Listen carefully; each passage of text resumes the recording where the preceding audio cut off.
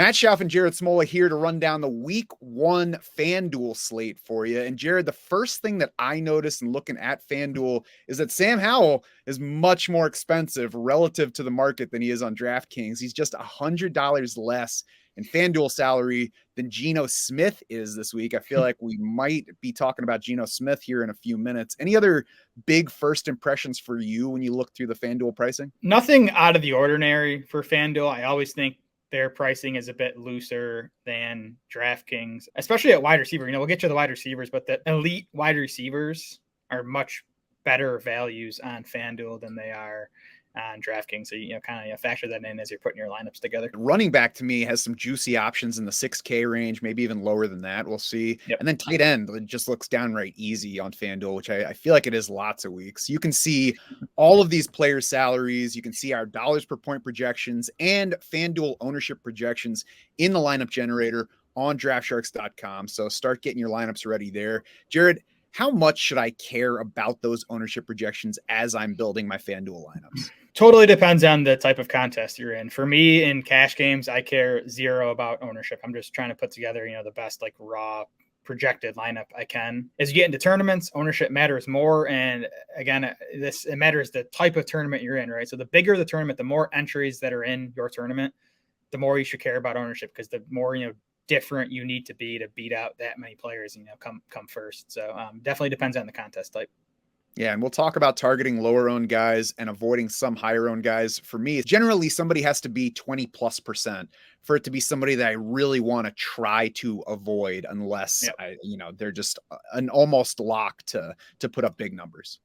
It depends on the position too, I think, for me at least. Like at running back, I'm much more willing to play chalky players, because I think we're better at projecting running backs from week to week, because they're just, the touch count we know is going to be there. Wide receivers tend to be much more volatile. So I don't like playing, super chalky wide receivers. Now we're going to get to some week 1 favorites here. We will note that FanDuel uses half PPR scoring as opposed to full PPR on DraftKings. There are also no bonuses.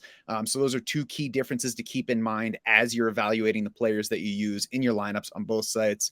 Jared, on FanDuel, who's your cash favorite at quarterback? Yeah, just one upshot of the different scoring systems is touchdowns are just way more important on FanDuel than they are on DraftKings, right? Because you're not getting the PPR and there are no yardage bonuses. So we're definitely looking more for touchdown upside on FanDuel. I am playing Geno Smith in cash on FanDuel at $7,200. Jackson Smith-Njigba is going to play in this game. So Smith has, those top 3 wide receivers. Matchup is really good at home for the Rams. So, this defense is just a shell of what it was a few years ago. The Seahawks have the 4th highest implied total on the main slate at 25.5 points. So I think Smith's a good bet to, throw at least a couple touchdowns. Yeah, I like Geno Smith. He's only got one quarterback ahead of him in our FanDuel dollars per point projections, and that's Anthony Richardson, who you could certainly take a shot on in DFS. Yep. Like if you want to just be in on the first big Anthony Richardson game, DFS is the way to do it, because, you can control how much you're actually investing in him, and it won't affect your season-long team by losing a game, putting him in a lineup. Tourney side, what do you like at quarterback? Yeah, I'll mention Justin Herbert again here at $8,100. I think Herbert's even in play in cash if you get to the end and have the extra money lying around. I obviously prefer Herbert to Geno Smith straight up, but in terms of ceiling, I think Herbert could smash this week if this Chargers Dolphins game shoots out. Both offenses capable of scoring a bunch of points, and Miami especially capable of scoring points quickly, which is really good for games to become high scoring. The Chargers do have the highest implied total on the main slate. Miami too is going to be without Jalen Ramsey in this game and for a while too. So I think for Mike Williams especially on the outside, it's a matchup upgrade for him. Yeah, maybe the entire season for Jalen Ramsey. We'll see about December. Running back, what do you like for cash on FanDuel? Going back to the Chargers Dolphins game, I think to me Raheem Mostert is a must. He's a better value on FanDuel here than he is on DraftKings, and I think the half PPR helps Raheem Mostert a little bit, because he's not going to be a huge factor in the passing game. But he's just $5,900. He should really dominate carries for the Dolphins in this game with Jeff Wilson out and Devon Achane coming off a quiet summer and a shoulder injury that had him sidelined for a little bit. So again, just a volume play for Mostert at the price, and then the fact that the matchup is really good is just a bonus. Yeah, he pops in our lineup generator at the top of running back because of that $5,900 salary. Tourney side, what looks good at running back on FanDuel? And so as of now, we have Raheem Mostert projected at 5% ownership. We'll see if that climbs, through the weekend, but I'd probably play him regardless of ownership. He's one of those guys where I'll just eat the chalk. So we'll see what happens there, but I think Mostert's definitely in play for tournaments. I want to mention J.K. Dobbins. He's $6,500 on FanDuel, an ideal spot for J.K. Dobbins, who I think we both expect to have a big season, bigger than, most fantasy drafters think based on where Dobbins ADP was all summer. But Dobbins opens at home. Baltimore 9.5-point favorites against Houston, who was dead last in adjusted fantasy points allowed to running backs last year. The Ravens have the second highest implied total on the main slate at 26.5. So, it could definitely be like a 100-yard, 2-touchdown game from Dobbins this week.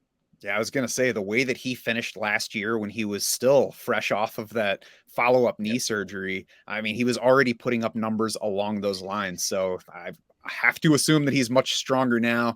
Terrific matchup, home game where they're heavy favorites. So yeah, I love J.K. Dobbins this week. I think he could turn into one of those guys that you had to have to win a tournament. If Mostert does get up well into double digits in projected ownership, I think he could be more of a fade just because, maybe this is a game where the Chargers pull away and maybe Mostert doesn't really get heavily involved in the passing game. We don't really know. I think he will be involved in that, but we don't really know how much he will get targeted in that case. So I think enough uncertainty to make him a little bit more iffy depending on how high that ownership climbs. Yeah, I mean, I think you need to get above 20% for me to really be in on a full fade of him.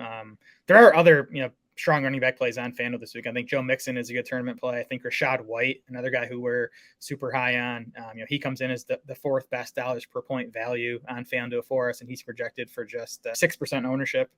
So yeah, plenty of pivots if you don't want to play Raheem Mostert. Yeah, and I would lean away from Christian McCaffrey. I was just sorting by the highest ownership projections right now. We got McCaffrey and Jamal Williams leading the way on FanDuel. I'm a little surprised on McCaffrey at 9,200, but obviously he's going to be popular any week. So wide receiver for cash, what do you like this week on FanDuel? Yeah, we talked at the top of the show about how the elite wide receivers tend to be better values on FanDuel. There's just not as big a difference between the top wide receivers and the middle bottom tier on FanDuel as there is on DraftKings. So if you look at our dollars per point rankings, Tyreek Hill and Jamar Chase at 8,800 and 8,500 come in as the top two values at wide receiver.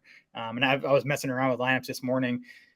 I'm playing Tyreek Hill in cash at 8,800. On top of the big playability, he saw awesome volume last season, 170 targets, third most among wide receivers. I expect that to continue this season. I made a nice cash lineup with both Tyreek Hill and Justin Jefferson in it.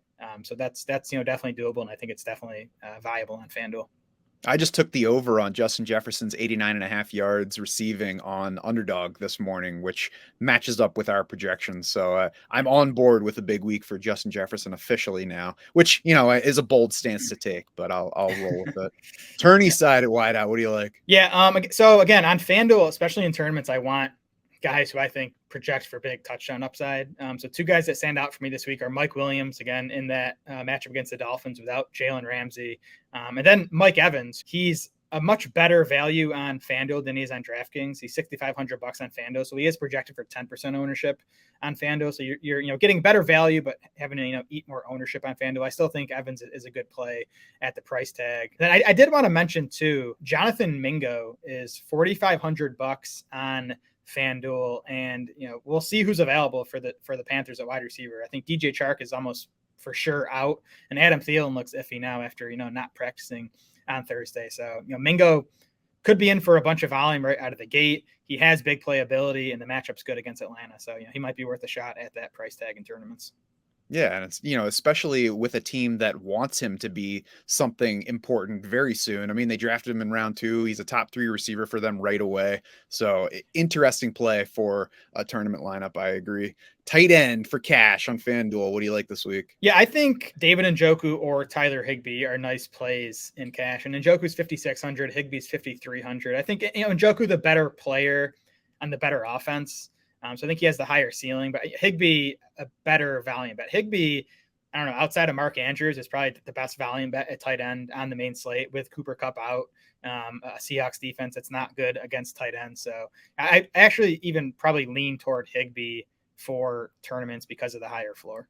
Or for I mean, you said Njoku has a higher ceiling. I might say that Higbee has a higher ceiling this week because we've got a healthy Matthew Stafford. We've got game conditions that are probably going to find the Rams trailing in this one.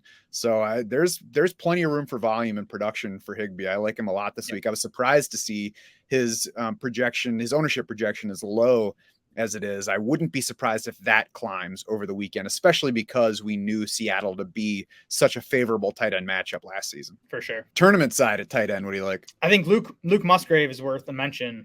He's $4,500. I think even in cash, if you need the savings, I think, assuming Christian Watson is out, which looks likely at this point, I think Romeo Doubs is still iffy with his hamstring. So I just think Musgrave, he's going to be on the field. He should draw some targets. Matchup's fine against the Bears. So he's worth a look in cash and tournaments. I'll mention Juwan Johnson again here. $5,100 and 1% projected ownership against the Titans secondary that really didn't stop anything against the pass. Last year they included tight ends. They were 30th in adjusted points allowed. And I like Juwan Johnson better on FanDuel than DraftKings because my big question on him is target share and thus receiving volume. But he's an attractive red zone option. He talked up his connection with the quarterback. So if he gets one touchdown in this game, he's a good play on FanDuel and maybe not as good a play over on DraftKings, although still certainly viable there.